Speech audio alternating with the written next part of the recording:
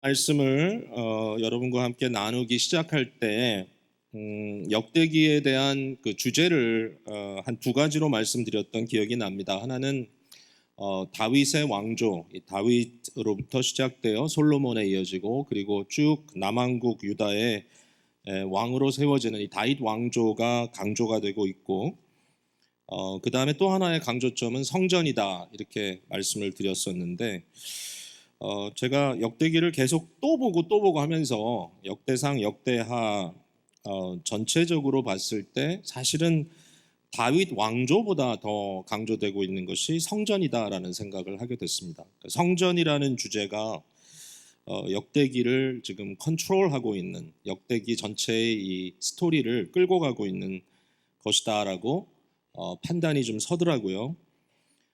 역대기의 두 주인공은 이제 다윗과 솔로몬이라고 말씀을 드렸었는데, 다윗은 역대상의 이제 뭐 거의 대부분을 차지하고 있고, 그 다음에 솔로몬은 역대하로 넘어가면서 앞부분을 거의 차지하고, 굉장히 많은 분량이 다윗과 솔로몬에 대한 이야기인데, 그 모든 기록도 이제 성전을 주제로 해서 다루고 있다라고 생각이 들었고요. 솔로몬 이후에 나타나는 여러 그 유대의 그의 많은 그 왕들에 대한 것도 결국은 저들이 성전에 대해서 어떤 마음을 갖고 있느냐가 그들을 평가하는 기준이 되는 것 같아요. 그래서 좋은 왕들은 성전을 재건하고 성전을 정화하고 성전의 예식들을 성전 예배를 회복시키고 하는 그런 일을 했고요. 반면에 좋지 않은 왕들은 성전을 방치하고 그리고 결국은 성전 예배가 사실 무너지는 이러한 결과들을 낳게 됐던 거죠. 역대기의 마지막 부분에는 결국 성전에 대한 얘기인 것 같아요. 그러니까 바벨론에 의해서 방치되었던 이 성전, 건물 성전이 무너지고 또 거기서 끝나는 게 아니라 이제 포로기에서 회복될 사람들에게 페르시아의 왕인 고레스가 명령을 내리죠. 예루살렘에 가서 성전을 건축하라. 성벽을 쌓라는 얘기가 아니라 성전을 재건하라라고 이렇게 말하는 것으로 역대기가 마지막 마치는 것 볼 수 있어요.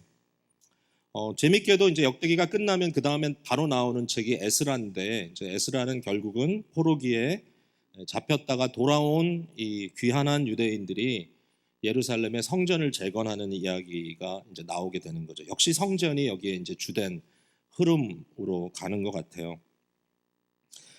역대상에서도요, 이제 다시 역대상으로 돌아와서 다윗이 한 일은 주로 성전 건축에 관한 거예요.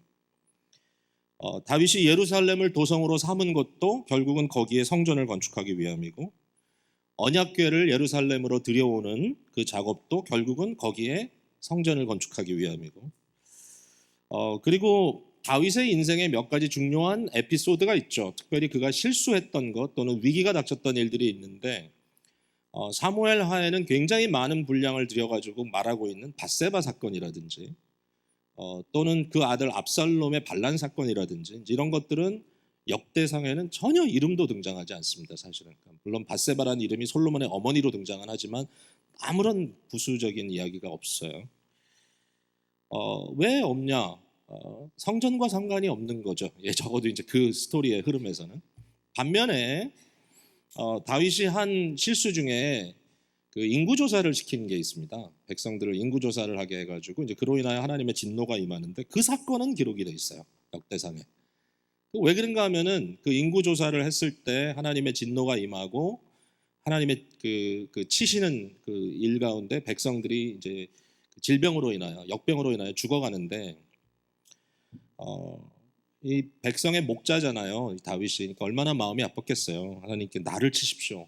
왜 백성을 치십니까? 뭐 이렇게 이제 에피소드가 진행이 되다가 깨닫게 되죠. 하나님 앞에 제단을 쌓고 이 죄에 대한 이 대속이 필요하다, 어톤멘트가 필요하다. 그랬을 때 장소를 이제 찾잖아요. 그때 오르난이라고 하는 사람이, 이 여부스 족인데, 이 오르난이라고 하는 사람의 타작마당을 다윗이 제사 드리는 그 장소로 선정을 합니다. 오르난에게 가서 이 땅을 내게 좀 팔아라 그랬더니 오르나니 뭐 당시에 다윗은 뭐 절대적인 인물이잖아요. 그러니까 다윗 앞에 팔다니요 왕께서 마음껏 쓰십시오 드리겠습니다. 그때 여러분 기억하죠. 다윗이 그 중요한 얘기. 뭐 앞으로 우리가 또 볼 거지만 내가 하나님께 제사 드릴 때 내게 아무런 값을 치르지 않은 내가 공짜로 드리는 제사를 드리지 않겠다. 그러면서 상당한 액수를 이제 지불하고 오르난의 이 타작마당을 그가 사죠. 거기에 된 제단을 쌓습니다. 그리고 이 제단을 쌓고 번제를 드렸을 때 이 역병이 멈추죠. 거기서 끝나는 게 아니라 이제 그 사건이 왜 기록이 되냐면 그때 바로 다윗이 외칩니다. 다윗이 외치는 말이 나와요. This will be the temple of God. 바로 이곳이 하나님을 향한 성전이 될 것이다. 이게 무슨 얘기죠? 그러니까 거기에 성전을 짓겠다는 거예요. 그러니까 바로 오르난의 타작마당이 성전터가 되는 거예요. 그러니까 이게 다 연결이 돼요. 연결이. 그리고 이제 우리가 계속 보겠지만 다윗이 뒷부분에 하고 있는 이야기들을 보면 결국은 뭐예요? 제사장들을 정비하고 레위인들을 재정비하고 그리고 찬양대들을 정비하고 이래가지고 결국은 성전 예배를 준비시키기 위한 다윗은 결국 성전을 짓는데 올인하죠. 그리고 바로 그 일을 하고자 하는 다윗의 마음이 드러난 게 바로 오늘 본문입니다. 오늘 본문 이 역대상 17장의 주제도 성전입니다. 성전. 집이라고 표현되어 있습니다. 여호와의 집. 이 집, 베이스라고 하는 히브리어 단어, 이 베스라고도 보통 영어로 이렇게 쓰기도 하고요. 그래서 이 베이스라고 하는 단어가 여러분 좀 익숙하죠? 왜냐하면은 그 말이 들어가 있는 지형들을 우리가 알죠. 베델이라는 곳은 베스, 집, 엘, 하나님의 집. 또 여러분 잘 아시는 베들레헴, 그것은 베스는 집, 그 나머지는 그래서 떡집.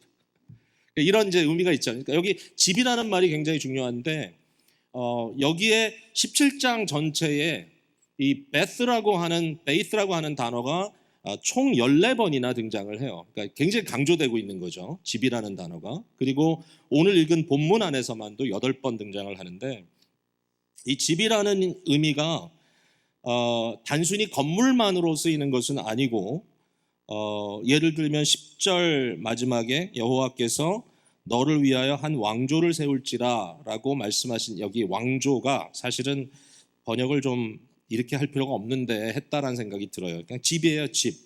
예전에 우리가 쓰던 성경에는 여호와가 너를 위하여 한 집을 세우겠다 이렇게 번역이 됐는데 여기에 집은 건물은 아니죠. 너의 집안을 세우겠다.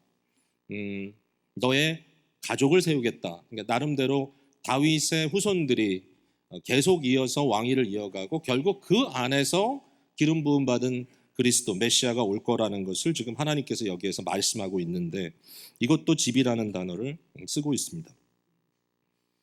어쨌든 여호와의 집, 이 성전이라는 것이 이제 굉장히 중요한 의미로 오늘 본문에 나오는데 자, 오늘 본문 내용을 좀 보면 이제 이런 배경이죠. 다윗이 자신이 백향목으로 지은 궁전에 거하면서 여호와의 언약궤가 휘장 안에 있다는 것을 굉장히 황송하고 안타깝게 생각을 하는 겁니다. 1절에 그렇게 써 있죠.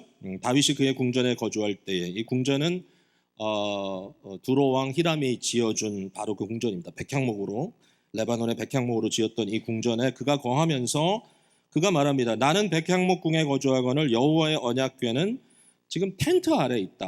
휘장 아래 있다. 이렇게 안타까움을 갖고 있어요. 그리고 그가 자신이 하나님의 집을 짓겠다라고 하는 아주 그 강한 의지가 있는 것을 보여줍니다.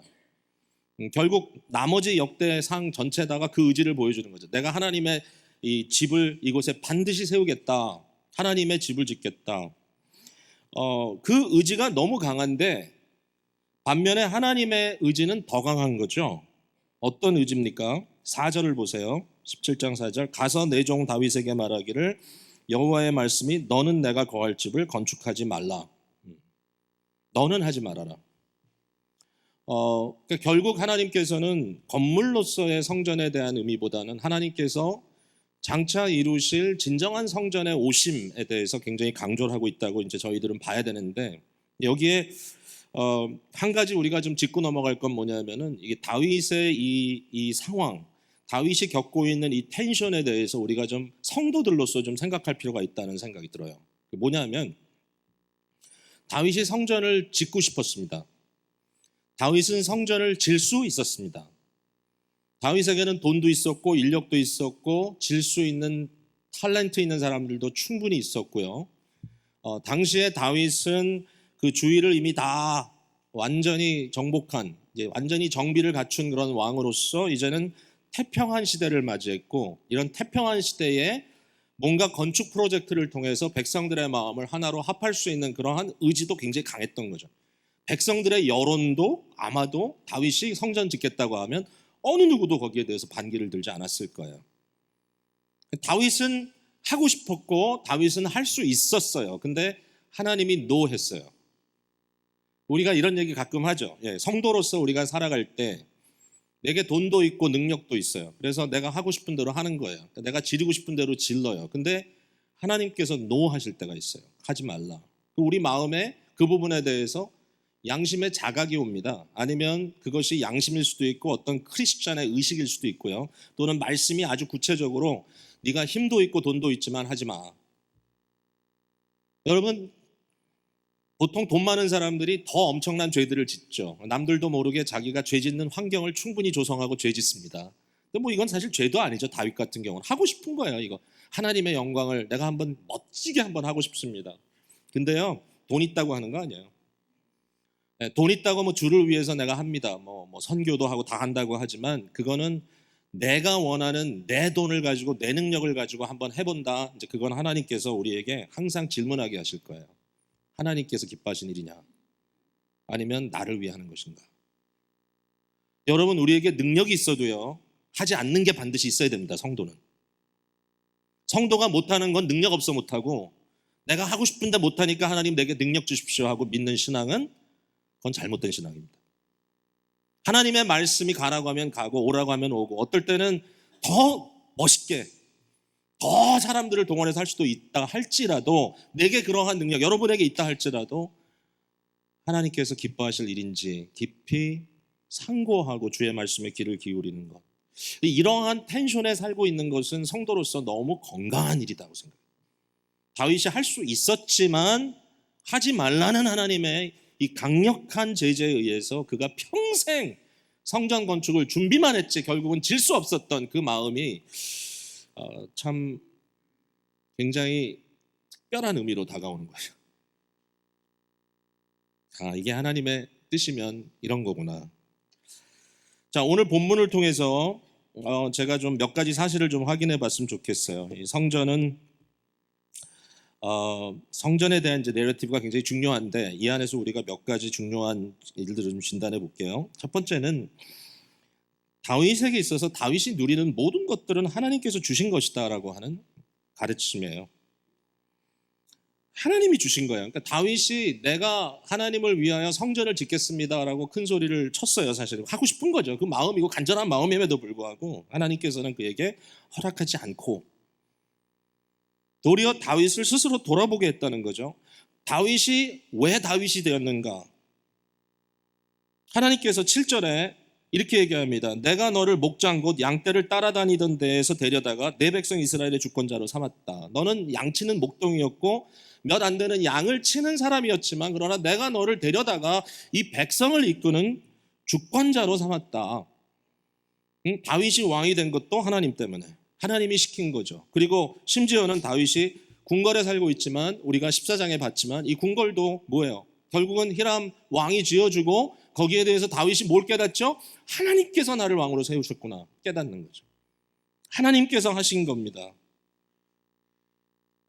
하나님께서 하신 것뿐인데 다윗이 이 순간에 뭘 생각하는 거죠? 나는 궁궐에 거하는데 하나님의 법궤는, 하나님의 언약궤는 휘장 아래 있다. 그러므로 그의 마음속에 하나님에 대한 측은함이, 하나님에 대한 일종의 죄송함이, 안쓰러움이 그의 마음에 있었다는 거죠. 제가 오늘 이 부분에 대해서 좀 마음에 깨달아지는 게 좀 강하게 아마 우리가 다 같이 깨달을 수 있는 건데, 절대로 주의 일은 하나님에 대한 측은하고 안쓰러운 마음으로 하는 것은 아니어야 한다는 거죠. 주의 일은 내 마음에 어떤 하나님께 뭔가 해드려야 되는데 못 해드린 거에 대한 미안함이라든지 측은함, 마치 하나님이 그것을 받지 못하면 하나님이 손해를 입은 것 같은 생각, 내가 세상에 너무 분주하고 바쁜데 요거라도 하나님께 드리면 좀 내 속이 좀 조금 좀 위로가 되겠다. 내 마음에 하나님에 대한 오해로 인하여서 내가 섬긴다는 것, 그거는 옳지 않다. 죄책감에 의해서 섬기는 것은 하나님께서 좋아하시는 것 같지가 않아요. 이민의 역사도 많이 바뀐 것 같습니다. 70년대, 80년대 특별히 우리 1세대들이 어려운 노동 세대죠. 예, 비즈니스, 뭐 맘앤팝 스토어, 뭐 코너의 가게들, 튀김 가게들, 뭐 세탁소만 해도 굉장히 상황이 좋아진 거죠. 처음에 정말 끝없는 노동, 새벽부터 밤늦게까지 일주일에 뭐 하루도 쉬지 못하고 노동했던 그런 시대의 사람들. 이게 우리 부모 세대죠, 사실은. 이 자리에 그런 분들도 많이 계십니다. 그 경험하신 분들이. 근데 항상 어떤 마음이 있었던 것 같은가 하면은 자녀들에게 함께 시간을 보내주지 못한 미안함이 마음이 있었던 것 같아요. 내가 일 때문에 내가 먹고 살기 위해서 결국 아이들이 자라는 것도 보지 못하는구나. 그때 이제 이게 아시안계의 이민자들의 굉장히 보편적인 문제였기 때문에 렛츠키 키드스라고 하는 단어가 나왔죠. 어떤 그런 말이 뭐죠? 목에다가 열쇠를 매달고 학교를 왔다 갔다 하는 아이들. 예, 집에 와서 혼자 문 열고 아무도 없는 집에 들어와서 얼마나 많은 라면을 끓여 먹었던가, 아이들이 얼마나 많은 스팸을 따서 밥통에서 밥과 김을 먹고 살았던가. 그 정도만 해도 괜찮은 거죠. 좋아했어요, 다. 굉장히 미안한 마음. 제가 보니까 우리 교회도 그 과정을 좀 겪은 것 같아요. 왜냐하면은 입교식을 금요일도 했잖아요. 근데 이제 입교식 할 때마다 부모님들이 아이 간증하면 거기에 반응하잖아요. 근데 지금 이제 한 60대로 접어들어가는 분들이 자녀들이 입교할 때 기억이 나거든요. 그때만 해도 부모님들이 어떤 얘기했냐면은, 야, 내가 참 너희들 보면 미안하다. 내가 함께 있어주지도 못했는데 너희가 이렇게 벌써 다 알아서 자라줘서 참 고맙다. 그런 얘기 많이 했어요. 너희가 다 알아서 컸다. 참 하나님께 감사하고 네가 이제 신앙 고백하니까 참 귀하다 이렇게 얘기를 했는데 지난 금요일에 보니까 요즘 부모는 그렇게 얘기를 안 하대요. 요즘 부모는 너는 내게 행복을 주는 아이야. 내가 너 사랑하는 거 알지? 약간 닭살 돋는 커멘트. 예. 네가 성장하는 모습을 보면서 나는 너무 행복하단다. 예.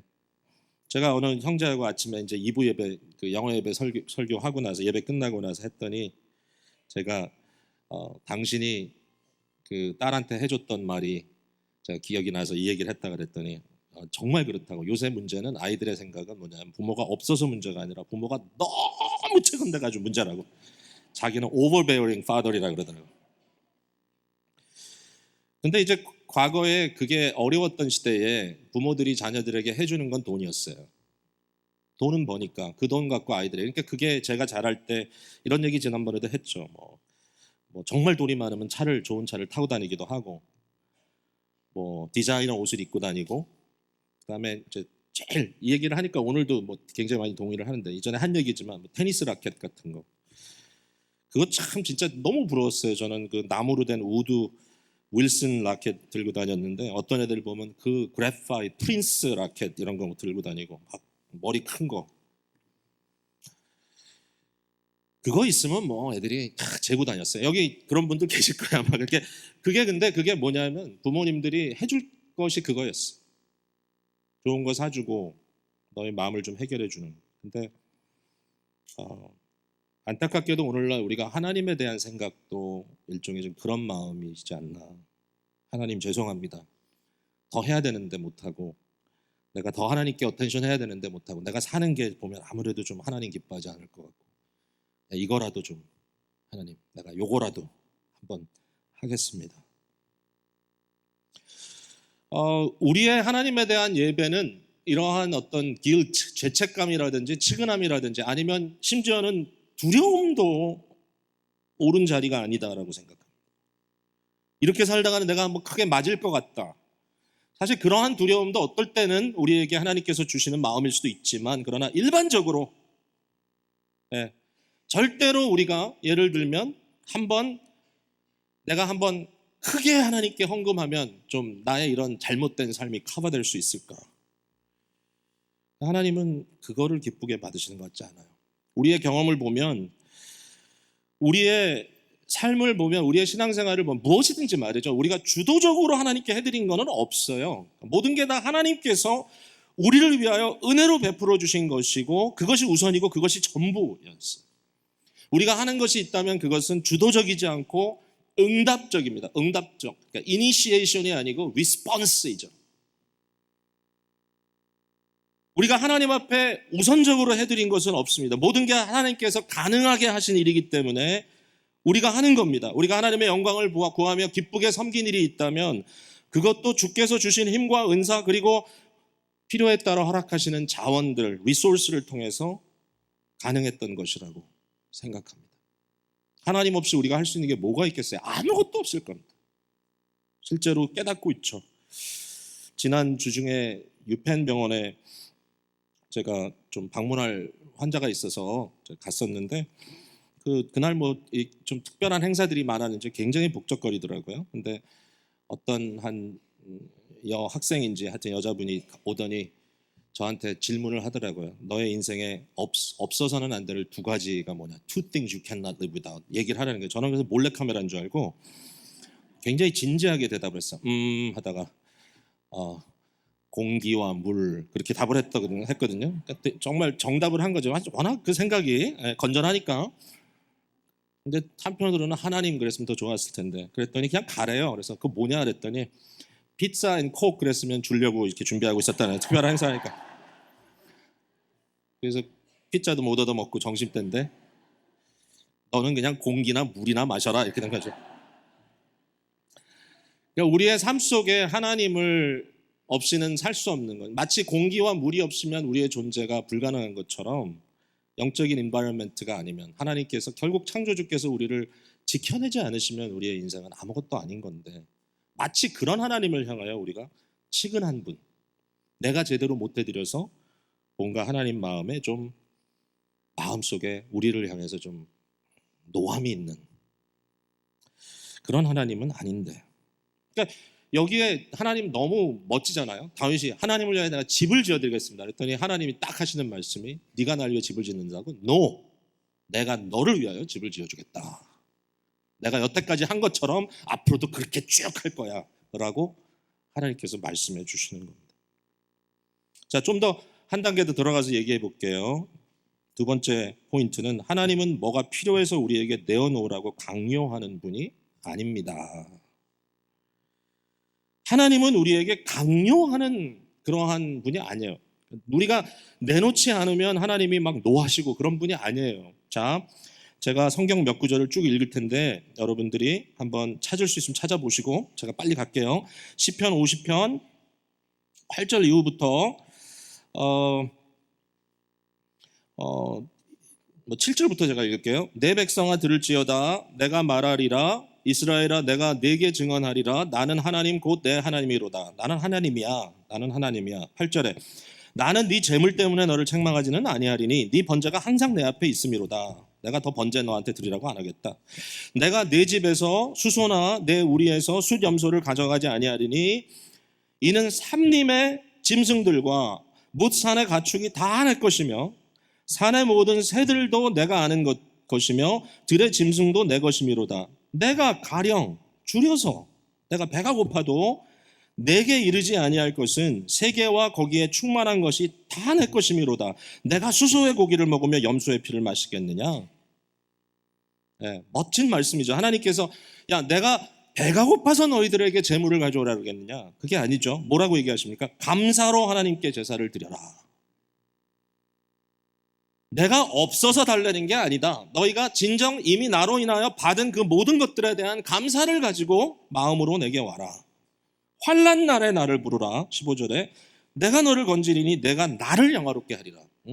나는 너를 구함으로써, 내가 너를 구원함으로써 나는 영광을 받을 자지 네가 나를 도와주는 것이 아니다. 너무 당당하시잖아요, 하나님. 왜냐하면 하나님 그런 분이니까.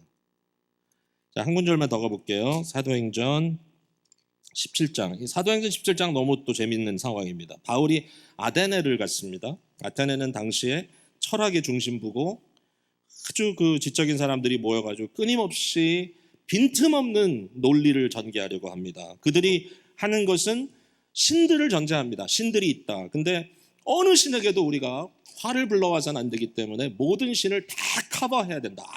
아무도 빠진 신이 없도록. 그래가지고 그들이 마지막에는 뭐라고 했냐면은 알지 못하는 신에게라고 하는 신 그 단을 만들었고 거기에 또 제사를 드리고 있었던 거죠. 바울이 이제 그걸 본 거예요. 23절에 내가 두루다니며 너희가 위하는 것들을 보다가 알지 못하는 신에게라고 새긴 단도 보았으니 그런즉 너희가 알지 못하고 위하는 그것을 내가 너희에게 알게 하리라. 우주와 그 가운데 있는 만물을 지으신 하나님께서는 천지의 주제시니 손으로 지은 전에 계시지 아니하시고 또 무엇이 부족한 것처럼 사람의 손으로 섬김을 받으시는 것이 아니니 이는 만민에게 생명과 호흡과 만물을 친히 주시는 이심이라. 여러분, 기독교의 복음은 이런 겁니다.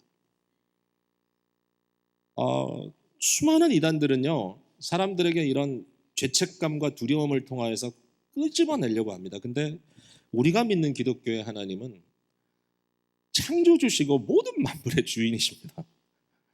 그분이 우리가 드리는 게 없어가지고 할 일을 못하시는 분이 아닙니다. 그의 팔이 짧아서 구원 못하시는 게 아니거든요. 그러니까 우리가 뭔가를 한다고 해서 그것 가지고 주님 앞에 조금이라도 큰 소리 칠 수 있는 게 없단 말이죠. 로마서 11장 35절에 누가 주께 먼저 드려서 갚으심을 받겠느냐. 우리가 하나님께 구워드린 거 없다는 겁니다. 하나님 내가 이만큼 했으니까 이제 나는 받을 것밖에 없습니다라고 말하는 것은 기독교적인 신앙이 아닌 겁니다. 그건 어떤 신앙인지 잘 모르겠습니다만은 다른 종교에서는 신이 칼을 들이대고 강요하지만 기독교의 하나님은 그렇게 안 하시죠. 너무 달라요. 우리가 믿는 하나님은. 이게 진짜 하나님이에요. 자, 이런 질문 한번 던져봅니다. 하나님께 아무것도 필요한 것이 없으시다면 왜 그 하나님은 여전히 우리에게 명령하시는가?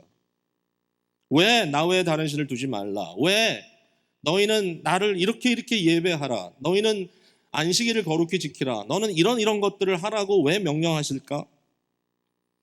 왜 하나님께서는 아브라함에게 네 아들 이삭을 바치라고 했을까? 도대체 그걸 통해서 그 말도 안 되는 부탁을 통해 하나님은 뭘 하려고 했던 것일까? 오해하지 말아야 돼요, 우리가. 하나님이 없어서, 하나님이 필요해서, 그것이 아니면 하나님이 존재하지 못하기 때문이 아니고 여기에는 좀 더 다른 이유가 들어가 있다라고 생각해야 될 것 같아요. 부모가 사랑하는 자녀들에게 무엇을 요구한다면 그 이유가 뭘까요? 저는 정말 부모가 부모답다면, 물론 어떨 때는 부모가 또 필요하니까 달라고 할 수도 있지만, 그러나 일반적으로 부모가 정말 부모답다면 아이들에게 무언가 요구한다면 그것이 사랑이든 존경이든 물질이든 간에 그것은 부모의 필요 때문이 아니라 자녀들이 올바른 가치를 가지고 살 수 있도록 정립해주는 방법이 아닌가라고 생각해 봤어요. 저희 집에는 아들이 셋인데요. 둘째 아들이 드디어 대학을 졸업하고 제가 드디어라는 데 강조하는 이유는 오랫동안 다녔기 때문이고요. 그리고 이제 직장을 한 3개월 찾다가 좋은 직장을 잡았습니다. 그래서 이제 돈을 벌기 시작했는데 사실은 직장을 찾는다는 그 순간부터 이제 저희들 마음속에 어떤 두려움이 좀 있었냐면은 얘가 이전에는 전혀 만져보지 못한 돈이 이제 자기 어카운트로 들어올 텐데 돈 때문에 함몰되면 어떡하나라는 생각이 좀 많이 두렵더라고요. 사실은 한 번도 돈을 제대로 벌어본 적이 없는데 돈이 생기면 어떡할 것인가. 자기가 마음껏 쓸 수 있다라고 생각할 때 어떤 문제가 있을까. 그래서 얘기도 했어요. 그 얘기도 하고 제가 기도도 사실 아침마다 그 기도가 나오더라고요. 직장을 잡는다고 하는데 좋은 직장 주십시오라는 기도보다 솔직히 직장을 잡고 돈을 벌면 이 아이의 생각이 다른 정말 이 시대의 사람들처럼 돈에 함몰되지 않고 어떻게 해서든지 하나님 바라보고 살게 해주십시오라는 기도가 좀 더 나오더라고요. 어쨌든 이제 직장을 얻고 월급을 받고 얼마인지도 보여주지도 않아요. 제가 근데 어쨌든 전체 어느 정도라는 직접 들었으니까. 근데 엄마가 이제 이 부분에 대해서는 아주 디테일하게 또 이제 얘기를 합니다. 아들에게. 자, 먼저 하나님께 11조 드려야 하고 우리 아들이 주빌리에 드려야 돼요. 그럼 물어보더라고요. 그래서 제가 지금 형하고 이제 다른 교회를 이제 나가고 있기 때문에 네가 몸담은 교회에 드려라. 엄마가 잘 가르쳐 줬어요. 그리고 부모한테 11조를 해야지. 그랬더니 이제 언제까지 해야 되냐 그래요. 언제까지. 그래서 적어도 네가 결혼할 때까지는 했으면 좋겠다. 그랬더니 이제 아들은 굉장히 합리적입니다. 아들이 얘기해요. I love to help you out, mom. 내가 엄마를 기쁘게 도와드리고 싶어요. But when you need it. 당신이 필요로 할 때 내가 도와드리겠습니다. 그랬더니 엄마가 그게 아니다. I don't need it. 난 너에게 도움이 필요하지 않아. 그러나 하면 좋겠다. 상당한 이제 그 이해가 필요한 부분이었어요. 사실은 서로 이제 이야기를 나누는데 이제 결과적으로 해요. 정확하게 하는지 모르겠어요. 근데 대강 해요. 하여튼 하는데 이제 이 부분에 대해서 우리들의 생각은 뭐였냐면 뭐 강요하는 게 아니라 이젠 나 혼자 살 수 있어. 이젠 내가 할 수 있어라는 마음보다 끊임없이 부모와의 어떤 그 릴레이션십에 대한 이해가 너무 필요하다고 생각했어요. 물론 뭐 그 돈 우리가 쓰겠어요. 다 모아놓겠죠. 근데 그 마음이 뭔지는 조금 생각이 들더라고요. 그러니까 이게 제가 아주 구체적인 얘기를 했는데 이건 강요가 아닙니다. 강요해서는 안 되는 거죠. 그러니까 억지로 할 수 없이 아니면 내가 이 집에 못 사니까 아니 어차피 걔는 나가 살 생각하고 있어요. 그건 아니니까. 그렇지만 이 과정을 통해서 왜 하나님께서 아브라함에게 이삭을 바치라고 했는지 뭔가 하나님의 입장에서는 그가 원하시는 것은 릴레이션십이지 절대로 다른 게 아니다. 여러분 아내와 남편 간에 완전히 릴레이션십이 다 뒤틀리고 다 깨졌는데 남편은 그걸 덮기 위해서 아내에게 값비싼 다이아몬드 반지를 하나 사줬고 아내는 그 다이아몬드 반지를 딱 끼는 순간에 그래 그러면 됐다 퉁치자 이랬다면 그건 망한 거죠. 그건 망한 관계입니다. 여러분 만약에 거기에 만족할 수 있다면 그거는 속물입니다. 아니죠. 그거는 하나의 테스트일 뿐이죠. 그건 사랑이라고 하는 좀 더 본질적인 그 내용물이 있기 때문에 가능한 거죠. 그러니까 하나님이 우리에게 하라고 하는 이유는 더 인간답게 살기 위해서, 더 우리가 하나님의 형상된 인간으로서의 사는 참된 모습을 보여주시기 위해서, 그리고 그렇게 함으로써 끊임없이 하나님을 생각하고 하나님의 말씀 안에 거하게 하기 위해서 하고 계신 것이 아닌가. 하나님께서 나에게 무언가를 강요하신다고 하는 생각으로 종교생활하는 것의 궁극적인 문제는 뭔가? 여러분 우리가 강요당한다는 것은 사랑할 수 없는 겁니다. 우리가 강요당한다는 것은 진정 하나님을 영화롭게 할 수 없는 겁니다. 우리의 신앙의 본질은 하나님의 기쁨과 영광을 위하여 하나님과의 사랑과 이 교통의 관계로 초청받고 그것을 누리는 것이어야지 강요될 수 있는 건 아니죠. 하나님이 아담과 하와를 창조하실 때도 기계로 만들지 않았습니다. 무조건 하나님만을 바라보도록 만들지 않았습니다. 이것이 그들의 인격이고 물론 그들의 인격성이 뒤틀려져서 범죄로 갔지만 그러나 인격적인 이 인격성에 대한 전제가 없이는 하나님께서 원하시는 사랑을 나눌 수 있는 방법이 없는 거죠. 여러분 가끔 TV에서 보는 것처럼 독재자들이 아주 그 폭력으로 아주 그 힘으로 백성들을 누르고 백성들에게 겁주고 백성들을 위협하면서 그런 전체주의적인 사회 속에서 순종을 강요하면서 만약에 그 독재자가 지나가는 길에 백성들이 막 수천 명씩 나와서 발을 동동 굴르면서 손을 흔들어대면서 미치광이들처럼 환호한다면 그러한 환호하는 모습을 보면서 독재자가 영광을 스스로 누리고 있다면 그것이 정말 자기에게 기쁨이 된다면 저는 그것을 정신질환이라고밖에 얘기할 수 없습니다. 진정한 사랑과 진정한 찬양이 아닌 완전히 강요되어 있는 관계 속에서 그것을 받는 것이 절대로 기쁨일 수 없습니다.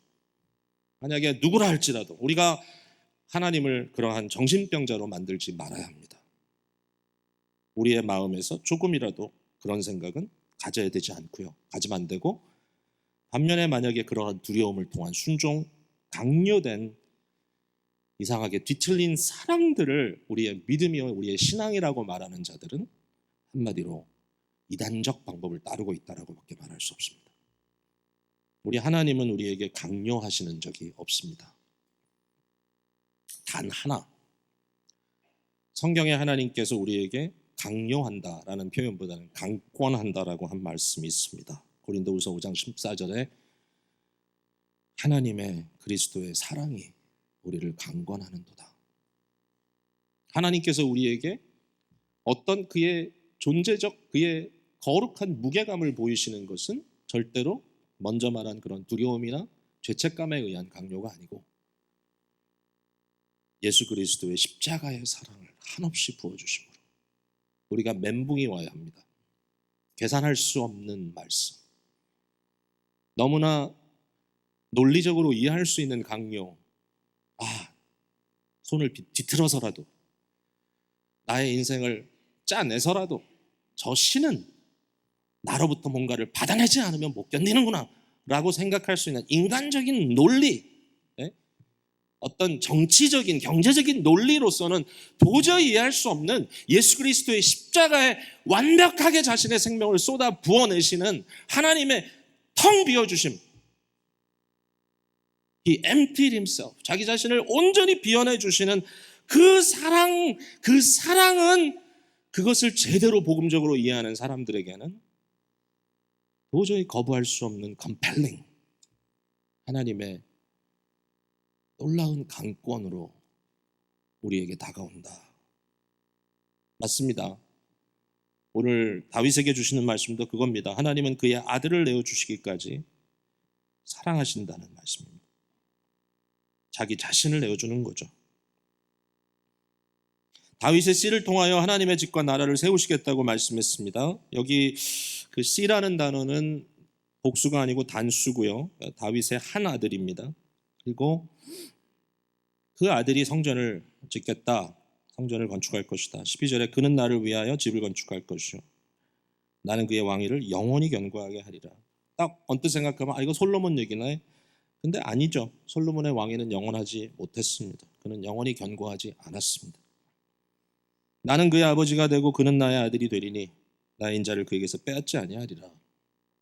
내가 영원히 그를 내 집과 내 나라에 세우리니 그의 왕위가 영원히 견고하리라. 이것은 또 다른 시, 즉 다윗의 참 아들 예수 그리스도에 대한 예언이죠. 예수 그리스도에 대한 얘기입니다. 그 아들을 누가 주십니까? 하나님이 주십니다. 성전은 네가 짓는 것이 아니다. 내가 지어주겠다. 성전은 내 아들이 질 것이다. 그가 올 것이다. 예수 그리스도를 통하여 진정한 성전을 세우시고 하나님의 나라를 이루어 가신다. 여러분, 제가요 역대기 묵상하다가 갑자기 요한복음의 성전이라고 하는 주제가 확 떠올랐는데 요한복음이 역대기하고 그렇게 관계가 깊다고 생각 안 해봤어요. 한 번도. 근데 요한복음이 정말 신약의 역대기 같아요. 마치 마태, 마가, 누가 이 공간복음이 열왕기상하, 사무엘상하, 열왕기상하 같은 내용이라면, 그런 어떤 흐름이라면 역대기를 주신 것처럼 요한복음이라고 하는 또 다른 복음서를 주셨어요. 요한복음의 핵심은 성전이에요. 예수 그리스도가 무엇으로 오셨는가? 몇 가지만 생각해 볼게요. 요한복음 1장 14절 말씀이 육신이 되어 우리 가운데 거하심에 우리가 그의 영광을 보니 아버지 독생자 영광에 은혜와 진리가 충만하더라. 여기에 말씀이 육신이 됐다. 성육신 사건이죠. 우리 가운데 거하시니 He tabernacled among us. 우리 가운데 장막을 치셨으니 딱 그런 말입니다. 장막을 치셨다. 성전. 예수님의 육체가 성전이다? 왜 그렇습니까? 하나님과 백성이 만나는 곳이 성전이라면 참 인간, 참 하나님, 유일한 존재로서 100% 하나님 100% 인간 공존하시는 그 존재가 그리스도십니다. 요한복음 2장에 예수님께서 성전을 정화하는 장면이 나옵니다.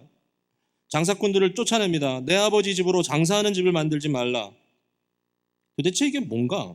유대인들이 예수님께 도대체 네가 무슨 권한을 가지고 이렇게 하느냐, 무슨 표적을 보이겠느냐. 그랬더니 2장 19절에 예수께서 대답하여 이르시되 너희가 이 성전을 헐라 내가 사흘 동안에 일으키리라. 무슨 얘기죠? 성전을 부셔버려라 이거.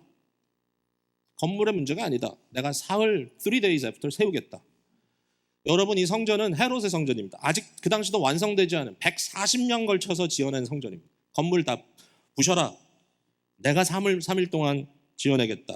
그러나 여기 보니까 예수는 성전된 자기 육체를 가리켜 말씀하신 것이라. 죽은 자 가운데 살아나신 후에야 제자들이 이 말씀하신 것을 기억하고 성경과 예수께서 하신 말씀을 믿었다. 자기 육체된 성전. 예수님이 곧 성전이시다. 요한복음의 모든 기사는 예루살렘 중심으로 갑니다. 예수님께서 명절 때마다 예루살렘으로 올라가십니다. 이러한 사이클이 3년 동안 반복되는 모습으로 나타나는 게 요한복음이고요. 그 안에서 성전과 관계된 많은 이미지들이 예수님께 적용됩니다. 예수님은 장막절에 밝혀놓은 성전뜰의 빛과 같아요. 세상의 빛이라. 예수님은 생수입니다. 에스겔 선지자가 예언해서 보았던 하나님의 성전 문틈으로 흘러나오는 생수가 온 땅을 살렸던 그것처럼 세상을 향하여 부어주시는 예수 그리스도의 생수 되심. 제가 처음에 생각지 않았던 건데 여기 요한복음 14장에 이런 말씀이 있어요. 너희는 마음에 근심하지 말라. 하나님을 믿으니 또 나를 믿으라. 내 아버지 집에 거할 곳이 많도다. 그렇지 않으면 너에게 일렀으리라. 여기 내 아버지 집에 거할 곳이 많도다. 저는 이걸 항상 이렇게 죽으면 가는 천당 뭐 이런 거 생각했거든요. 근데 내 아버지 집이라는 말이 확 들어옵니다. 요한복음에 내 아버지 집은 성전입니다.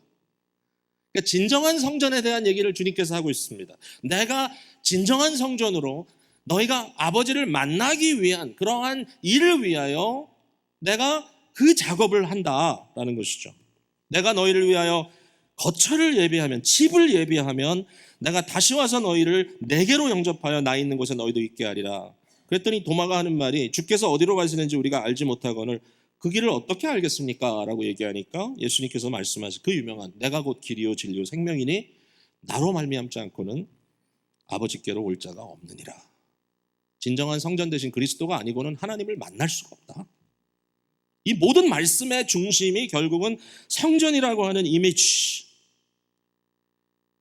놀랍게도 주님께서는 우리를 그 영원한 성전으로 이끌어 주시겠다고 약속하시면서 또 하나 덧붙인 약속이 뭐냐면은 그때가 되면 오순절 성령 강림의 때가 되면 아버지와 내가 너희에게 성령을 부어줄 텐데 그날에는 내가 아버지 안에 너희가 내 안에 내가 너희 안에 있는 것을 너희가 알리라. 그러면서 제자들이 어떻게 주님을 향하여 사랑으로 살아갈 것인지를 말씀하시고 이렇게 얘기합니다. 우리가 너희에게 가서 거처를 너와 함께 하겠다.